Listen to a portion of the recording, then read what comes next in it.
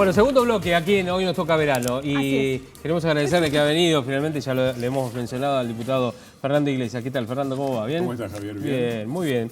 Bueno, a ver, arrancamos de una respecto de lo que, a ver, ¿cuáles son las previsiones de acá a fin de año en el Congreso de la Nación? Teniendo en cuenta que uno de los proyectos, que ya lo anunció el presidente, es justamente el tema del aborto, pero antes que eso está la reforma jubilatoria, en realidad la reforma en este caso de la jubilación de privilegio, que ya pasó en esta semana. ¿Qué más se espera o cómo viene el crucigrama, el cronograma dentro del Congreso? Bueno, con respecto al aborto, yo he votado verde, voy a volver a votar verde y me parece muy bien. Me parece que en cualquier país avanzado, siglo XXI, es un tema que merece ser debatido en el Congreso, así lo entendió en su momento el presidente Macri, y me parece que es un tema que debe ser debatido. Yo soy muy respetuoso de la opinión de quienes son celestes o están en contra, pero me parece que por lo menos se debe un debate y eso me parece muy bien. Me parece que el tema crucial que anunció el otro día el presidente fue el tema de la justicia. Lo que a mí me preocupa, ¿no? Porque me parece que está esa frase de el camino al infierno está empedrado de buenas intenciones y el kirchnerismo siempre ha sido experto en declamar buenas intenciones o cosas que todos queremos, una justicia mejor, la justicia que hay es vergonzosa, pero después empeorarla. Y ya, por ejemplo, cuando el presidente habla, dice, tenemos que ir contra el oligopolio judicial. Yo he visto muchas cosas en la vida, pero nunca vi que quienes construyeron un oligopolio para favorecer sus intereses, después lo destruyan. Y el oligopolio judicial se construyó porque desde 1983 el peronismo tiene mayoría en el Senado. Por lo tanto, todos los jueces que existen han pasado por la aprobación del Partido Justicialista. Aceptados por el Senado. Entonces vos tenés resultados como Comodoro Pi, que es probablemente el tribunal más cuestionado y que la propia Cristina lo cuestiona a Bonadío, que falleció, pero Bonadío lo designaron en el año 94. Fue el gobierno de Menem en un momento en que Cristina formaba parte del gobierno de Menem y su marido. Y 10 de 12 de los jueces de Comodoro Pi fueron puestos ahí durante el gobierno de Carlos Menem, de Néstor Kirchner o de Cristina Kirchner. Ellos construyeron esta justicia, ellos construyeron este oligopolio. Déjame desconfiar en la intención de destruirlo. Por ahí, diciendo que lo quieren destruir, van a querer reforzarlo. Bueno, algunos lo que dicen es eso, reforzarlo o nombrar o impulsar a algunos que son jueces o hombres y mujeres afines justamente al kirchnerismo para ocupar los distintos lugares. Y además por una cuestión de que varios jueces están renunciando. Hoy se publicó en el boletín oficial justamente la aceptación de la renuncia de algunos de los jueces, fiscales y demás. Es decir, ¿vos creés que hoy lo que se quiere hacer es una justicia a medida? Sí, yo no tengo ninguna duda. Intervención a la justicia de Jujuy para dejar libre a Milagro Sala. El martes se trata el tema. Se trata el martes hay una marcha muy importante, yo voy a estar ahí, no al vaciamiento de la justicia, no a la impunidad. La salida de Debido es una señal extraordinariamente preocupante. Yo espero que vaya mucha gente al Congreso a las 5 o 6 de la tarde el martes que viene. En realidad no es la salida, porque él ya tenía la salida por cumplir la edad en diciembre. Es decir, la prisión preventiva, pero en su domicilio, la domiciliaria. Domiciliaria. Ahora le dieron la libertad. Sí, y no solo eso, Debido, porque todo esto viene atrás del lawfare y la prisión preventiva y todo eso. Debido ya está condenado en primera instancia y estamos esperando que la Cámara de Segunda Instancia le dé sanción efectiva por lo que pasó en Once. ¿No? Una responsabilidad directa en una tragedia en la que fallecieron 51 argentinos. Ahora él dijo ayer uno lo ha visto a Debido, ¿no? Que uno de los hombres emblema del kirchnerismo, por lo menos así lo dice la oposición, salir con un ímpetu distinto, sacando pecho adelante de los periodistas y demás, y dijo, si hay verdadera justicia, la causa de Once se va a caer. ¿Se va a caer la causa de Once? Bueno, es lo que ellos quieren. Vos me preguntaste qué es lo que quería el kirchnerismo. Bueno, exactamente esto es lo que quieren, que se caigan las causas. Yo creo que lo que ha constituido... Recordemos que el presidente de la Nación decía, y están los videos, que Cristina era responsable de traición a la patria por haber avalado el pacto de impunidad con Irán que tapaba el crimen de 85 argentinos en Lamia. Decía que estaba profundamente dolorido al enterarse de algo que no sabía mientras él había sido jefe de gabinete, que era la corrupción de Néstor y Cristina, y que eso lo entristecía y hubiera deseado que no hubiera pasado. Debido decía que era el jefe de la banda y un personaje impresentable. Y están los videos. Entonces, ¿qué es lo que constituye? ¿Qué es lo que lleva a una persona que dice estas cosas a después aceptar que la vicepresidenta lo ponga de presidente? Un pacto de impunidad. Esto es lo que son. Debido, cuando sale, dice una cosa más terrible. Ya lo había dicho antes. Dice, no es concebible que haya presos del mismo origen partidario que el gobierno. O sea, ¿qué es lo que constituye el gobierno? Un pacto de impunidad. Llegamos al gobierno, todos los nuestros libres. Y eso lo han dicho así, textualmente, ¿no? Y ayer tuvo un fallido cuando dijo el odio vence al amor, el amor vence al odio, le costó. Claro. Lo digo porque estas cuestiones, digamos, más allá de que puede ser o no una ironía, no de él, digo, en el sentido de lo que dijo, pero lo que significa, reitero, lo que significó debido y lo que significa mencionar a Julio Debido dentro de causas judiciales y demás. No, pero hay cosas bien concretas. Bueno, déjame mencionar que entre las personas que estaban muy afectadas, hay una compañera de bloque, María Luján Rey, que es una de las víctimas, era madre de uno de los chicos que fallecieron, y que imagínate cómo lo toman gente que esperó tanto tiempo justicia y ahora ven a Debido libre. Pero hay cosas que son muy, muy complicadas. Lo de la intervención a la justicia de Jujuy. Y cosas que no tienen solamente que ver con Cristina, porque lo de Jujuy, vos decís, el Senado lo maneja Cristina. Okay. En diputados, nosotros pedimos, vos me pedías régimen jubilatorio de los jueces, regímenes de privilegio. Nosotros tenemos proyectos en ese sentido, y el que presentamos a tratarse en la Cámara, que van mucho más allá en el recorte de privilegios. El proyecto nuestro que avalamos, que fue el del diputado Cacase, suprime el régimen de privilegio y los pasa directamente a la caja común. Claro, ¿no? Fernando, ahora, eso no lo quisieron. Sí. Quisieron ir con su proyecto. Nosotros dijimos, una sola cláusula queremos para votarlo, que es que digan que los jueces que ya adquirieron ese derecho lo conservan para que no renuncien. Nada más que eso, porque si vos lo ponés entre seguir unos años más y jubilarse con una situación mucho peor, o jubilarse ahora, muchos se van a jubilar. Se habla de hasta 250 jueces que podrían o que estarían potencialmente. Evitémoslo. Jueces y fiscales. Jueces y fiscales. Pongamos una cláusula que diga, los que adquirieron este derecho quedan así, tiene bajísimo impacto y evitamos el vaciamiento de la justicia. Nos dijeron que no. Y eso pone en claro que no van a abolir privilegios, sino todo lo contrario. Pero lo que acabas de mencionar, digamos que todos lo recordábamos, estos videos hablando, por ejemplo, el presidente de Cristina, hablando de Debido, digamos, apelando al sentido común, y que seguramente la señora en la casa, nosotros por ahí que somos periodistas, que por ahí tenemos otra mirada, o no, porque apelamos al sentido común también, porque soy ciudadana como todos nosotros. Pero digo, a ver, hemos escuchado al presidente hablar de todo esto que vos enumeraste, de todo lo que se enumeró, vemos a Debido salir de la cárcel diciendo las cosas que dice, hay una tragedia enorme, y hay madres, como por ejemplo el caso de María Luján Rey, todavía llorando a su hijo, y ve esto, debe ser un impacto enorme. Ahora, seguramente la gente se está preguntando cómo hacemos para revertirlo, y en todo caso, si en algún momento el presidente dijo lo que dijo, hoy ¿qué estará pensando? Mirá, el presidente, ¿qué estamos haciendo todos, el presidente en todo lo caso? ha hecho manifiesto su opinión con esto, con un video vergonzoso que sacó hace 2 semanas hablando de lawfare y diciendo que había sido todo persecución política.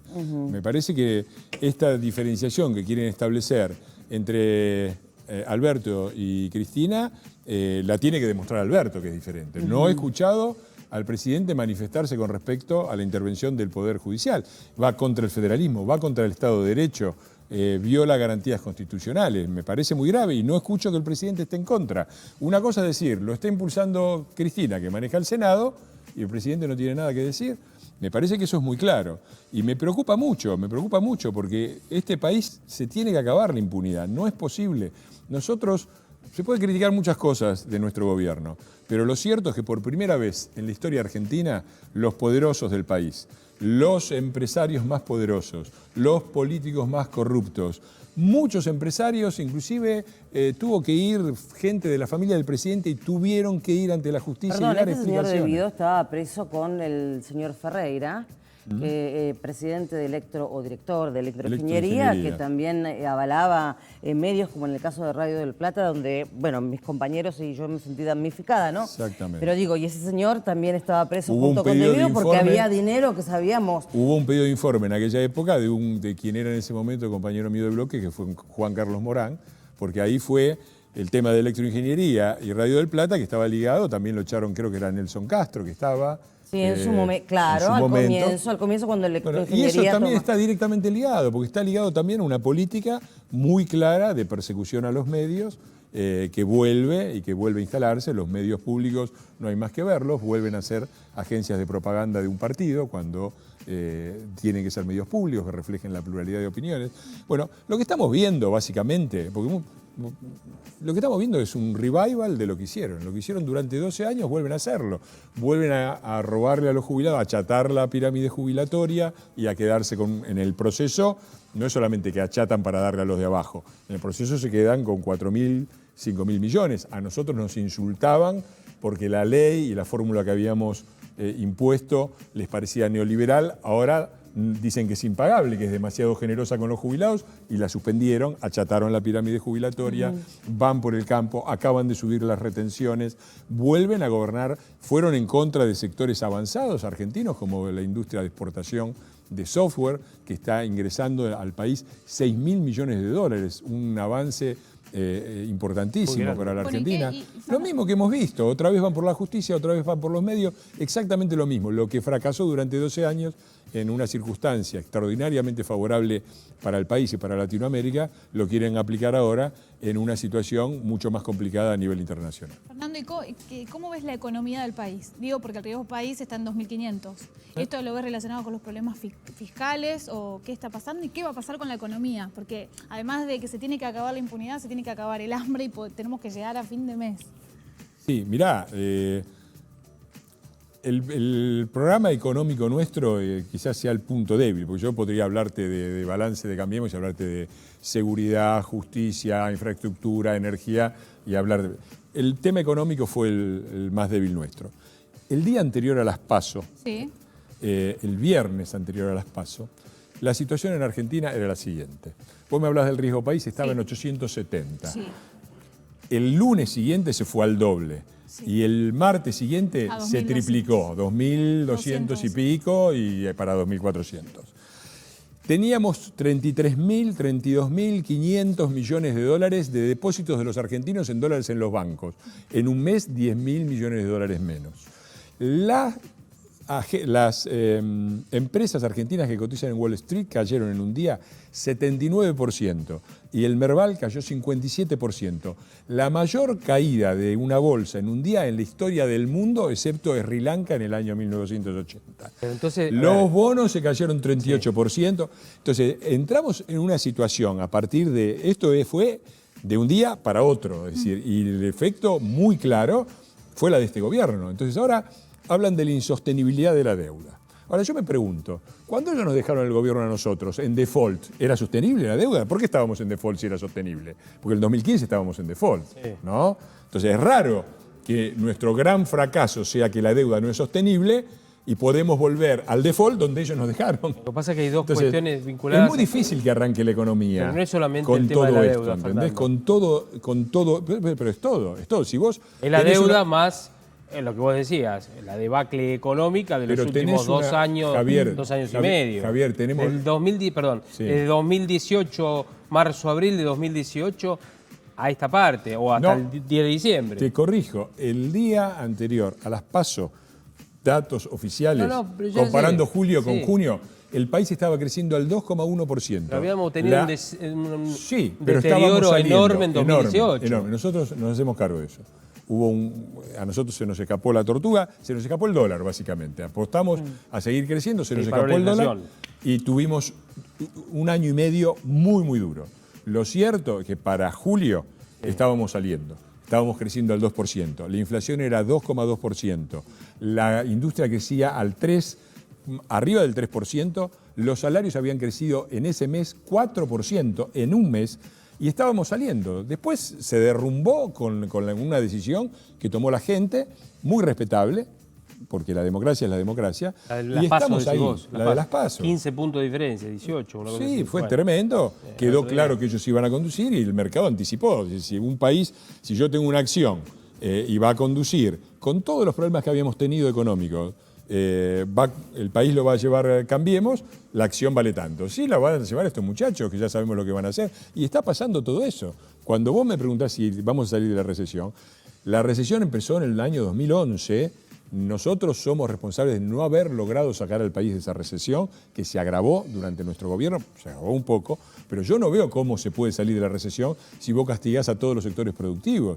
Vos le pegás al campo, le pegás al sector de software, sacás la ley de economía del conocimiento, subís los impuestos, Bueno, el campo va al paro. Va al paro y además le digo, nos vemos en la ruta. Y Oscar Parrilli dijo en las últimas horas, palabras más, palabras menos, dijo, bueno, es un orgullo que el campo se enfrente a nosotros. Una frase más o menos así, bastante desafortunada, porque lo que hace es tirar más fuego justamente al fuego que ya había, ¿no? Bueno, eso es otra cosa que es muy interesante, porque se conecta con algo que ellos siempre dicen. Uno lo ve a Alberto y habla de Alberti, de Sarmiento, de cerrar la grieta. Después en las cuestiones concretas, ¿qué es lo que hacen? Primero, tienen una política, nosotros fuimos muy castigados por muchos de clase media que dijeron gobernaron para los otros. En realidad, cuando uno ve las cosas, gobernamos para todos, y es la obligación de un gobierno no gobernar solamente para sus votantes, sino para todos. Ellos gobiernan solo para ellos.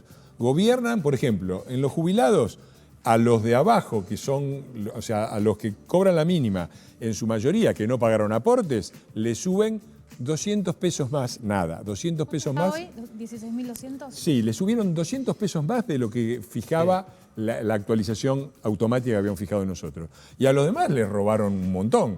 Y el saldo total es que se quedaron en el trayecto con 4.000 millones. Pero siempre es esto, gobiernan solo para ellos, les quitan a unos y van contra el campo. Van contra el campo porque es un sector que no los vota, es un sector autónomo, independiente, con su propia opinión política, con capacidad de movilización, cosas que ellos detestan. Entonces, gobiernan contra la clase media. El impuestazo fue en gran parte contra la clase media. Metieron más, entre 1,5 puntos y 2 puntos del PBI de impuestazo con la ley de emergencia, pagado sobre todo por jubilados y por la clase media y por el campo. Entonces, eso va directamente a incrementar la grieta, porque un sector del país siente que le están quitando y es el sector que sostiene al conjunto del país. Ahora, yo no digo que eso no esté bien. Está bien, tiene que haber un esfuerzo del sector más rico y más productivo de sostener a los demás. Pero el problema es cómo se gasta esa plata, porque si vos esa plata la gastás en subsidios para que la gente se quede descansando en casa mientras cobra el subsidio, no sirve. Eso tiene que ir a infraestructura, tiene que ir a producción, tiene que ir a planos de desarrollo, tiene que ir, como hicimos nosotros, hicimos 700 kilómetros de General Belgrano para que las provincias del norte se pusieran a producir. Ellos no hacen ello, ellos lo que hacen es poner el subsidio en el bolsillo, ganar votos y condenar a la gente a la miseria. Y esa es una gran diferencia. En el gobierno, ¿cuál es el papel de Cristina y cuál es el papel de Alberto Fernández? Mira, estaba hablando hace poco con Juan José Campanella, que está firmando la ley y el orden en los Estados Unidos. Sí. ¿Vos viste la ley y el orden o las series americanas? Sí, sí. La del policía bueno y el policía malo, ¿la tenés? Sí. Viste que lo agarra un policía y le pega, y después viene el policía bueno y le dice, no, mirá, mejor contame todo a mí porque va a venir el loco este y te va a pegar. Bueno, Sí. esos son los papeles. Una, claramente Cristina es el policía malo y Alberto es el policía bueno, pero trabajan en equipo. Trabajan en equipo. Y la última que te quería preguntar, ¿vos creés que se va a poder de alguna manera, no digo arreglar porque es muy complicado, pero de alguna manera llevar a buen puerto en principio el acuerdo con los bonistas privados? Porque el presidente puso, siempre lo digo, 180 días, pidió hasta el 31 de marzo para saber, bueno, van a tener que votar el presupuesto, en algún momento un presupuesto van a tener que votar. No, una de las cosas que dijo en el Congreso este señor que dice respetar a la oposición y que el Congreso tenga su función, una función principalísima del Congreso es votar el presupuesto. Sí. El presidente el domingo anunció que íbamos a discutir el presupuesto de 2021 y el 2020, Claro. ¿dónde está? Entonces está claro que no tienen plan y está claro que no tienen un presupuesto y que no están dispuestos a discutirlo. Y vos me preguntás si van a arreglarlo. Nosotros hemos sido responsables. Nos han acusado de una serie de cosas indignas y mentirosas. Lo voy a decir de nuevo porque lo repito siempre. Cuando hablan de fuga de capitales y instalan esta imagen, la gente cree que entró la plata del FMI y fuimos todos los amigos de Macri con una carretilla, la cargamos de dólar y la sacamos del país. Eso es una idiotez, solamente quien no entiende la economía. Están todos los asientos que demuestran cómo se usó esa plata, que se usó sobre todo para pagar la deuda que ellos dejaron y está puesta ahí. Pero lo que ellos llaman fuga de capitales es la salida de dólares y de recursos del sistema financiero oficial que va a parar al extranjero o al colchón. Si vos medís los datos del Banco Central de eso que se llama formación de activos externos y los corregís por inflación de Estados Unidos, encontrás que el gobierno de Cristina de 2007 al 2011, a valores reales, la cantidad de capitales que salieron del sistema financiero, la fuga de capitales, fue mayor que entre 2015 y 2019. Entonces, digo, vamos a investigar, que investiguen todo lo que quieran, que investiguen también qué pasó entre el 2007 y 2011, porque a valores reales, la diferencia es, aumentó 8,9% con nosotros, pero pasaron 8 años donde el dólar tuvo una inflación del 14%. O sea, a valores reales, la cifra fue menor de la que se escapó a ellos. Es un problema estructural de la economía argentina, porque si vos metés, como metieron los muchachos, el corralón, la especificación asimétrica, el plan Bonex, el default en el 2005, la ley Cerrojo, te quedás con la plata de los jubilados privados, metés le decís a los que ganaron el juicio de Griesa no les vamos a pagar nada, vamos al default. Y es muy difícil que el mercado te crea. Por eso el riesgo país, en vez de estar a 800, que ya es muy alto, como estaba con nosotros, está a 2.500 hoy, se triplicó. Bien, Fernando, gracias por haber venido. Gracias, Fernando. Muchas gracias por esta charla. Gracias a ustedes. Y esperemos que, bueno, Muy amable. y además Un otra placer. cosa, que el Congreso sesione, que ya sería mucho que sesione por lo que pasó, el año pasado, que sesionaron poco, pero que además, bueno, saquen las leyes que se necesitan rápidamente, ¿no? Y que la oposición sea constructiva y que el oficialismo también trate de congeniar para sacar Mira, todo nosotros juntos, le votamos a favor todos los poderes para que el ministro de Economía negocie, Sí. a pesar de las barbaridades que nos dijeron. Y votamos a favor porque creemos que se negocie bien la deuda es a favor del país. Exacto. Avanzar sobre la justicia no. Bien, y queremos de alguna manera solidarizarnos por el escrache que sufriste el domingo, así como el expresidente Mauricio Macri en el avión, así como ocurrió en su oportunidad con Axel Kicillof y con Zanini en su momento. No a los escraches, más allá de la diferencia política que uno pueda tener. Coincido, es una metodología fascista y horrible. Exactamente. Gracias, diputado. A vos. Gracias. Bueno, nosotros vamos a una pausa, tenemos Sí. muchísimo más para compartir. Sí, chiquitita, no se manda ahí que ya volvemos con mucho más. Hoy nos toca verano.